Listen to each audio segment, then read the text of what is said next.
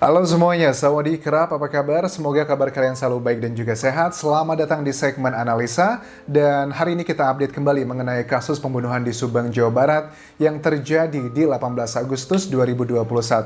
Apakah kalian termasuk yang optimis bahwa kasus ini akan segera terpecahkan? Atau termasuk yang pesimis? Aduh, kayaknya Polda Jawa Barat tidak akan mengumumkan atau menjelaskan siapakah para pelaku di tahun 2021 ini. Well, aku sudah pada tahap dimana ya sudahlah kita pasrah aja pokoknya terus kita kawal kasus ini. Mau diumumkan tahun ini atau tahun depan, ya ini yang bisa kita lakukan untuk mendukung bahwa pengungkapan keadilan untuk kedua almarhumah, kedua korban, Ibu Tuti dan juga Amel sendiri.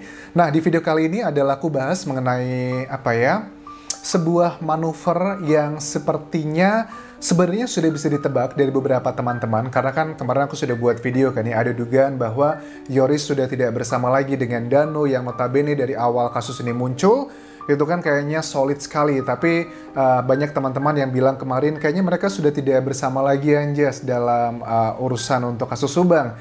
Aku sih sudah menduganya juga kan ya, sudah aku buat video sebelumnya. Tapi yang benar-benar mengejutkan adalah pada saat aku tahu kabar bahwa Yoris masuk ke dalam tim kuasa hukumnya Pak Rohman Hidayat, yang notabene Pak Rohman dan tim adalah tim kuasa hukum dari Pak Yosep, Ibu Mimin, beserta anak-anaknya Ibu Mimin juga, yang notabene selama 4 bulan terakhir ini dari awal kasus muncul, kesannya kan di media massa mereka ini memiliki ya kecurigaan satu sama lain. Terus ada apa begitu? Oke, akan aku komentarin dan juga analisa di sini. Pertama begini ya, secara citra perpindahan dari Yoris menuju ke Pak Rohman ini citranya adalah citra yang tidak baik bagi Yoris sendiri. Image-nya itu kesannya kok Yoris ini mencela-mencele begitu. Ada juga kesan yang macam-macam ABCD. Kalian sudah bisa bacalah di komentar-komentar video yang membahas mengenai isu ini. Tapi yang akan aku bahas di sini lebih ke masalah dibalik dari kepindahan Yoris menuju ke Pak Rohman bersama dengan Pak Yosep dan juga Ibu Mimin. Kenapa begitu? Aku yakin banget Yoris pada saat mengetahui memutuskan beserta istri ya pindah ke timnya Pak Yosep, pengacara di situ. Aku yakin yang stres itu bukan cuman Yoris dan juga istri, tapi juga tim dari Yosep dan juga Ibu Mimin beserta anak-anaknya. Pasti kedua belah pihak ini sama-sama stres nih. Waduh, gimana nih nanti pikiran netizen, pikiran masyarakat, jangan-jangan nanti malah dugaan-dugaan yang katanya ada oknum dikambing hitamkan dan sebagainya, itu akan terwujud ke sana. Aku yakin sekali mereka pasti sudah berpikir 1000 kali atau 20.000 kali, atau bahkan juga mereka sudah berdebat dengan tim kuasa hukumnya Pak Rohman. Misalkan aja Pak Yosep atau Ibu Mimin sudah menolak, aduh jangan dong nanti begini, nanti begitu, begitu pun juga Yoris. Aku yakin sudah ada perdebatan semuanya itu, dan aku yakin sekali teman-teman juga ini menjadi bahan yang sangat empuk sekali ya buat netizen atau orang-orang yang kontra dengan mereka untuk mentwist, untuk menggoreng, menjadikan hal yang tidak baik. Tapi aku penasaran sebenarnya ada apa di balik ini semua? Ada apa, alasan apa di balik Yoris yang mau menerima hujatan dalam tanda kutip dari netizen atau orang-orang yang kontra dengan dia? Kok dia mau mengambil risiko itu demi alasan apa? Nggak mungkin kalau dibalik alasan tersebut hanya alasan karena suka tidak suka, tapi pasti ada sesuatu hal kenapa memutuskan Yoris itu memindahkan kuasa hukumnya ke Pak Rohman bersama dengan ayahnya Yosep dan juga Ibu Mimin di situ. Ada apa gitu? Nah, sekarang kita akan coba lihat dulu adalah foto yang aku ambil dari Instagramnya Pak Rohman Hidayat RHP. Ini juga kaget nih pada saat aku melihat postingannya begini ya. Fotonya berdua dengan Yoris, tulisannya, "Halo fans, selamat beropini, selamat meramal dan selamat sok tahu dan sok pintar." Kaget kan? Nggak nyangka kan? Kejutan akhir tahun 2021 setelah 4 bulan beropini liar. Kenapa Kang Yoris pindah dan memakai saya sebagai pengacaranya? Paham kan? Atau pura-pura nggak paham karena sudah terlanjur bikin opini. Makanya pintar-pintar beropini ya. Oke, ini aku bilang di awal tadi bahwa Pak Rohman juga timnya beserta orang-orang yang dibantu kuasa hukum, mereka sudah sadar bahwa ini akan menjadi bahan gorengan, akan menjadi bahan untuk hujatan bagi mereka yang kontra. Tapi aku yang penasaran adalah ada apa di balik ini? Alasan apa nih yang membuat Yoris, Yosef, Ibu Mimin mau mengambil resiko yang akan menjadi bahan omongan? Alasannya apa? Kalau cuma alasannya simple, suka nggak suka, menurut aku nggak seperti itulah. Mereka juga bukan orang yang tidak pintar. Mereka tahu langkah-langkah berikut yang harus diambil seperti apa. Dan postingan kedua ini adalah Pak Rohman beserta anggota tim kuasa hukumnya. Foto dengan Yoris ini mungkin aku simaknya adalah foto tim kuasa surat pernyataan bahwa dia memang sudah dibawa kuasa hukum dari Pak Rohman sendiri. Kata-katanya, "Salam kepada peramal," tanda kutip. "Senangnya ada yang menyadari selama ini jalannya salah, dan kalau terus di sana tentunya tidak baik juga untuk proses mengejar keadilan. Terhitung hari ini, Kang Yoris sudah menjadi klien kami. Bersama-sama Pak Yosef mengejar keadilan untuk menemukan pelaku pembunuhan terhadap Ibu Tuti dan Amel di Subang." Oke, ini berarti kemarin tanggal 27 Desember. Dan kita juga, aku sudah melihat keterangan dari tim kuasa hukumnya Yoris yang lama, bahwa memang di situ dinyatakan bahwa Yoris itu mengajukan untuk mencabut kuasa hukumnya ke tim kuasa hukum yang lama itu adalah di 24 Desember. Kan 24 sampai ke 28 itu ada 4 hari jedanya ya. Dan aku tidak membahas itu karena yang membahas itu kemarin aku membahas karena memang teman-teman netizen itu yang sudah banyak yang bilang, kok ada aroma perpisahan, ternyata hari ini dikonfirmasi. Yang lebih mengejutkan ternyata bukan mencari pengacara baru, tapi bergabung dengan tim kuasa hukumnya dari Pak Yosef sendiri. Alasannya apa, Anjas, kalau menurut kamu? Oke, alasan yang pertama karena aku coba bahas adalah mengenai mungkin saja Yoris sudah mengetahui ada banyak hal yang tidak kita ketahui kan ya, media massa ataupun juga citizen jurnalis, yang dia menilai bahwa kalau dia berpindah tim kuasa hukum itu akan memudahkan dia dan juga Pak Yosef.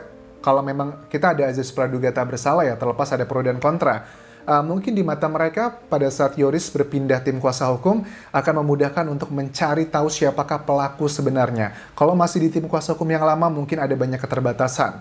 Kita nggak tahu, masih ada Danu di sana. Yang kedua adalah kalau kita menilai juga bahwa aku yakin pada saat Yoris akan berpindah dengan Pak Rohman ini pasti juga ada dari Yosefnya atau Bu Miminnya, bisa nggak cari pengacara yang lain begitu, atau biar meminimalkan hujatan-hujatan yang akan disampaikan ke mereka. Tapi kenapa kok pengacaranya tetap dengan Pak Rohman? Menurut aku sih ini adalah lebih keefisienan aja sih, karena kalau mencari pengacara baru, walaupun mungkin masih dalam satu tim kan ya, kalau mencari pengacara baru ini kan sudah 4 bulan kasusnya berlangsung. Pengacara juga manusia, mereka butuh waktu untuk belajar, dan setiap orang kan punya kemampuan mempelajari sesuatu hal itu kan cepat atau lambat kan berbeda-beda gitu. Takutnya kalau pengacara baru nanti yang belum mengetahui kasus Subang, masa proses belajar pengacara baru itu akan dipakai di masa-masa genting dan krusial ini. Karena menurut aku sih, kalau hitung-hitungan secara logika hukum dengan minimal 2 alat bukti untuk menentukan satu tersangka, harusnya bulan ini atau maksimal bulan depan, mudah-mudahan ya, harapannya seperti itu sudah bisa detik-detik penentuan siapakah tersangkanya. Nah, takutnya kalau Yoris memakai pengacara baru lagi, proses belajar pengacara baru tersebut nanti justru malah menjadi proses genting dan juga krusial, dan itu malah menjadi kerugian bagi Yoris sendiri. Ya, itu adalah opini pribadiku sendiri mengenai kenapa memakai pengacara dari Pak Rohman sendiri yang memang dari awal kasus ini muncul sudah menangani kasus Subang dari Agustus 2021 sendiri. Dan aku juga simak dari keterangan tim kuasa hukum Yoris yang lama, bahwa beliau sudah ngobrol dengan Pak Rohman sesama tim kuasa hukum. Memang beliau mengatakan di wawancaranya ada dugaan nih bahwa sebenarnya ada orang-orang yang memang dari awal kasus ini muncul yang berusaha mengadu domba. Ada dugaan di situ, tapi ya itu adalah masih dugaan ya, belum ada bukti yang mengarah ke sana. Tapi terlepas dari itu semua, kita lihat nanti tujuannya sama-sama. Aku sih pengen sudah ya ada kubu A, kubu B itu tidak bisa kita hindari. Tapi satu hal yang perlu aku garis bawahi, ada dugaan isu yang akan muncul adalah mengenai kambing hitam. Let's say adalah Danu begitu. Ada banyak orang bilang, wah Danu bisa menjadi kambing hitam ini. Menurut aku enggak ya. Kenapa aku bilangnya enggak? Karena gini, kambing hitam itu kesannya adalah orang yang tidak punya bukti-bukti kuat dan dia akan dijadikan tersangka. Itu adalah opiniku mengenai kambing hitam. Tapi kalau untuk saksi Danu sendiri ini, Danu itu sudah ada tim kuasa hukumnya, sudah ada banyak orang-orang yang mendukungnya. Nggak mungkin kalau dia itu akan sangat mudah dijadikan kambing hitam di kasus ini, kalau memang dia tidak bersalah. Nah, yang bisa menjelaskan secara logika seperti apa, Anjas? Danu itu dari sejak dia 2 bulan lalu sudah ada kuasa hukum. Pada saat dia dilakukan pemeriksaan BAP itu selalu didampingi dengan tim kuasa hukumnya. Nggak mungkin penyidik Polda Jawa Barat yang sekarang menangani kasus ini pada saat mentreatment Danu, menginterview dengan kekerasan atau dipaksa, itu sudah tidak mungkin akan terjadi karena penyidik juga ada rasa lebih was-was kalau sudah saksi itu didampingi oleh pengacara. Begitupun juga sama Yoris dan juga Yosef, Bu Mimin, pada saat mereka diperiksa, mereka juga sama didampingi oleh saksi, oleh pengacara-pengacara masing-masing. Makanya ini menjadi salah satu hal. Di sisi lain, hak asasi dari para saksi terjaga, tapi mungkin di sisi lain penyidik juga mengalami kendala nih karena sudah tidak bisa lagi leluasa melakukan treatment interogasi ke para saksi. Jadi kalau ada yang bilang bahwa wah ini Danu nanti menjadi kambing hitam, atau Yoris jadi kambing hitam, atau Bu Mimin, siapapun itu menjadi kambing hitam, menurut aku jika saksi sudah memiliki pengacara, kemungkinan dijadikan kambing hitam sangat kecil. Ada mungkin kemungkinan menjadi kambing hitam kalau saksi tersebut tidak punya pengacara, karena ya tidak ada orang nih yang menjaga hak-hak dari saksi tersebut. Tapi kalau sudah punya pengacara, kemungkinan besarnya sangat kecil lah. Nah, itu adalah hal yang mau aku bahas mengenai manuver dari Yoris ke timnya Pak Yosef. Tapi harapannya dengan berpindahnya Yoris ke Pak Yosef, tim kuasa hukum di sini, itu adalah hak pribadi Yoris sendiri, mau pakai kuasa hukum siapapun, tapi tujuannya sama kan ya, kita ingin melihat siapakah pelaku sebenarnya begitu dari kasus pembunuhan di Subang yang sekarang ini sudah memasuki bulan kelima. Mau sampai berapa bulan lagi nih tim penyidik Polda Jawa Barat agar percaya diri siapakah para tersangkanya, karena dibutuhkan cuma 2 alat bukti. Masa sih beneran nih, apakah sudah ada 2 alat buktinya atau tidak begitu? Ya itu adalah tim dari penyidik ya. Kalau sekarang sih aku sudah sampai dalam tahap dimana ya sudahlah, kita pasrahkan saja, mau kapanpun diumumkan ya manut saja tim penyidiknya, karena ya itu yang bisa kita lakukan, dan yang bisa kita lakukan dari sosial media aku cuma membahasnya secara proporsiku dan melihat pro dan kontra, dan aku melihatnya adalah dari 2 sisi yang positif, sisi juga yang negatif atau yang pro dan juga kontra. Kalau menurut kalian bagaimana? Apakah langkah Yoris untuk pindah tim kuasa hukum adalah langkah yang tepat untuk menuju mencari tahu siapakah pelaku sebenarnya, ataukah ini justru langkah yang akan menghambat penyidikan?